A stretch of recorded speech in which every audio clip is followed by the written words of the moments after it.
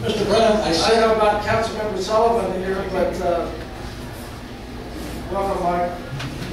Michael Sullivan, your current district councilman, just popped in. Sorry to come up and speak. Mr. Brown, I told you we were going to jump around. Yeah, let's jump. And we're going to jump over to something. When we say jump, I'll jump. You just say how high. We're going to jump to something that comes out of pipes. A big concern since our neighborhoods became part of the city of Houston have been what appear to be some of the highest water, sewer, and drainage rates in the entire nation. Several years ago, Council effectively put the water rate increases on autopilot. They effectively go up every year by some percentage or other as defined by Mr. White's revenue cap, which unfortunately seems to have superseded the original revenue cap. There has been a question posed to me several times. We have greenery that we have to water. City water is extraordinarily expensive. Would a Peter Brown administration considering revisions to the water sewer drainage rates that would reflect the fact that during the warmer months, much of our usage may be for keeping our greenery green rather than coming in one pipe and going down the sewer pipe? It's not used internally, it's used externally. Smaller cities have used such programs. I wonder would the city of Houston use it, especially since once we cross a 3,000 gallon threshold, the rate skyrockets.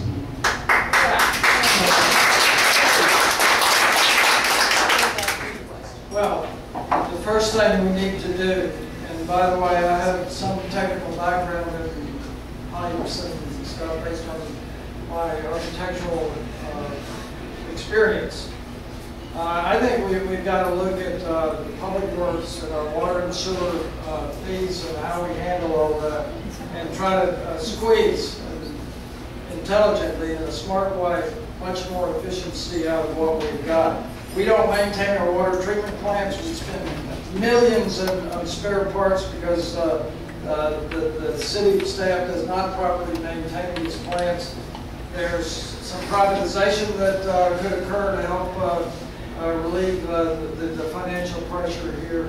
I thought you were going to ask me a question about water wells. Can we water the greenery with water wells? That's more complicated, but it's done in other places. In other words, non-potable water. I'll just say this. That is to get more efficiency out of the Public Works Department and the operations that it is responsible for will be a major objective in the first year of my administration. Because I can tell you folks, there's a lot of wiggle room there. There's a lot of place for improvement. We've got low morale, we've got a lot of problems in our Public Works Department. And we need to bring in a Public Works Director that understands that we've got to do more with less. That's the mantra, more with less. And I think that goes for every department. I will say that the Solid Waste Department that I've worked very closely with is doing that. We cut their budget this year by 4%. It's basically the only department we cut the budget in. But they're doing more. They're doing more recycling, which is something that I'm pushing very hard. And we were able to sell some waste, wood waste this year that has brought $1 million back to the city in revenue. So we're going to do more next year. And I like to say it this way, see if you can remember this, Larry. Waste is a terrible thing to waste. I'll bring to that. It's true. I mean, there are efficiencies, and another place where we don't do it, we spend 50, 60, 70 million dollars on computer technology, software, programs, and hardware. But we never measure the increase in productivity. You see, technology is supposed to increase the productivity and make each worker more productive. We never measure that. We got to start doing that, particularly in the Public Works Department. Mr. Brown, catch your breath for 1 second. Group announcement. Although the Kingwood Tea Party Society is not a money-making deal, we're not a nonprofit, we have occasional expenses for printing and announcements and such. And Miss Robin has a bucket for the evening raffle. Please feel free to partake. Oh, I'm sorry, the bucket's over here. I saw that other bucket. But please partake of our raffle, and You get to go home at a prize, and we get a couple bucks in our pocket to keep this puppy going. Thank you much. What's the prize? I think it's a share of the swag. It's a 50-50 or 50-50, you can count me in on that. Okay. $1 a ticket, $6 for five. Okay, $1 for one, $5 for six. and $1 for one, and $5 for six. That's a heck of a deal. Is that a 20% or an 18% reduction? I can't figure it out. Mr. Brown. Let me get my slide rule out. You got a slip stick? Mr. Ray, before you continue, anybody else need to turn in any questions, or do you need any index cards? In the back, I see questions in the back. We'll take some more. We're not done with Mr. Brown yet.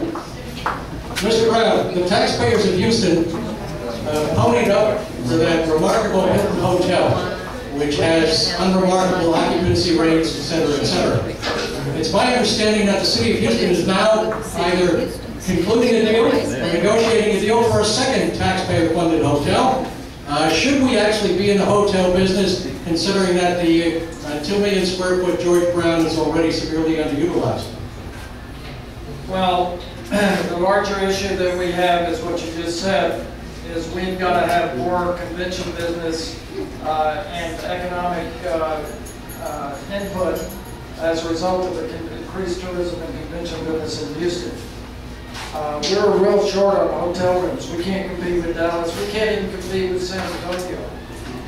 So there's a strategy here. And as all of you know, you've got to invest money to make money.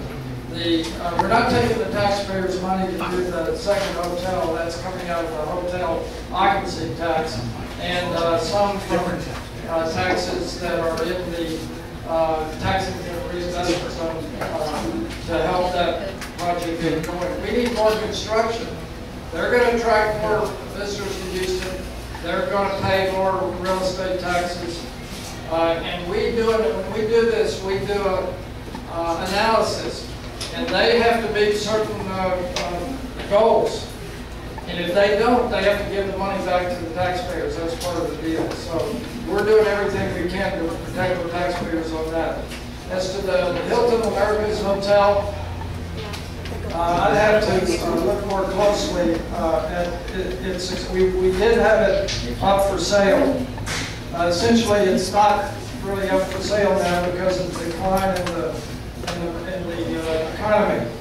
But had we sold it for what we thought we were going to sell it for before the economy tanked, it would have been a good deal for the taxpayers, in my opinion.